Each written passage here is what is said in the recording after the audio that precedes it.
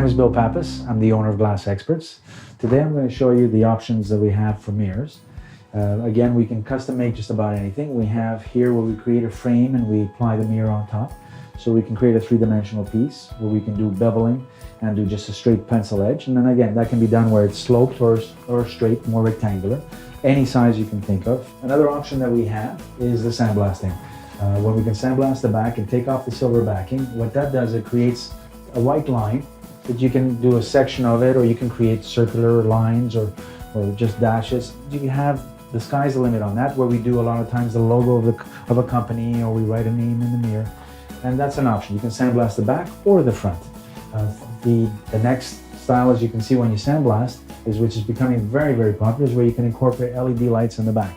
Now that style itself, again, you can do multicolors, where you have people call that RGB, where you can set the color you want, be it white, be it blue. And what's neat about it is that you can create an ambiance, be it in a bathroom, a living room, you can have that on. And it takes away from the plain, monotonous look of just having a mirror just sitting on a wall.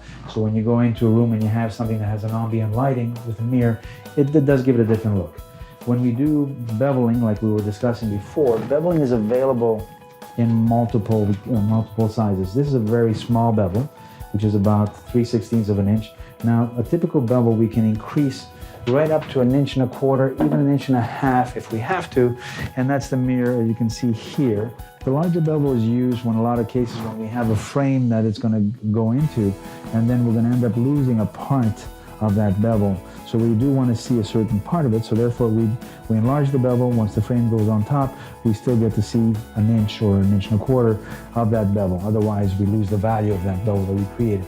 In some cases, some people want to see all of it. They have it floating.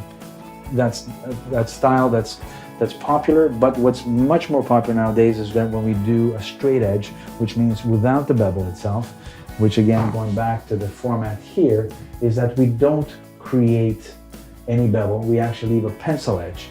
And the pencil edge, what's neat about that, it doesn't become overpowering, that it doesn't make it as a focal point for the mirror, and it becomes a very neutral look as compared to a bevel and a non-bevel.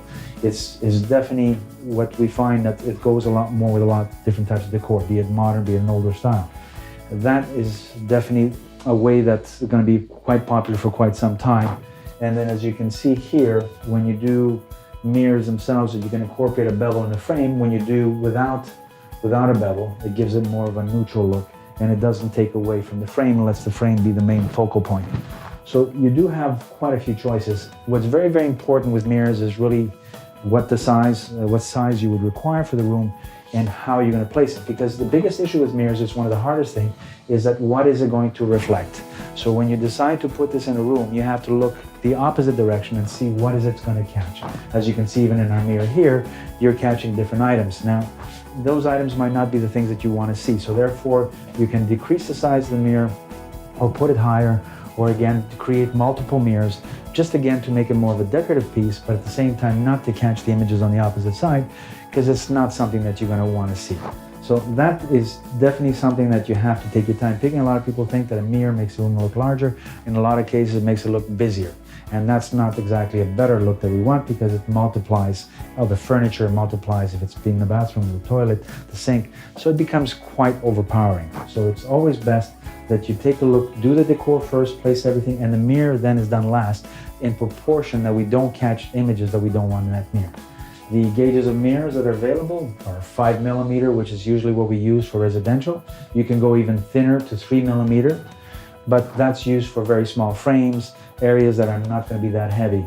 But the 5, and then there's the 6. The 6 itself is used for commercial. When we have large areas, shopping centers, that people are going to lean on it, throw things at them, we'll go with a thicker gauge. But typically 90% of the mirrors that are sold are going to be a 5mm. It's more than sufficient, and we can do mirrors up to 10 feet high. So that's not an issue. As you can see in the choices of the mirrors themselves, when you sandblast a mirror, which is the same format here, what you're doing basically is you're blasting the back of the mirror. You're removing the silver backing. And then once you remove that, whatever remains as a silver backing is what you get to see in the front, and that's what you're seeing. And that's why, in a sense, we can create any design in the mirror, as long as it's a style or a look that's going to last. Because a lot of times when you pick a certain design and it's only good for a couple of years and then the styles change, it kind of becomes obsolete. So that is something you have to take your time picking. Now, when we decide to do a mirror, what's very, very important with the mirror itself, a lot of people come in with their plans and designs as they're doing the bathroom that's all completely finished, and the designer or the person said this is the size of mirror you need.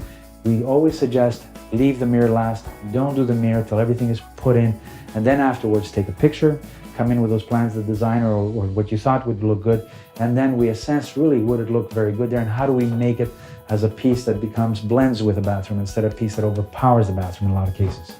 So if you have any questions on that, as you can see, these are all made custom. We do all the sizes and all the different styles. We do them here on the premises. So you don't hesitate. If you have any requests, you send them by email or basically come in the shop, and we'd be more than glad to show you the different options that are available. Thank you again.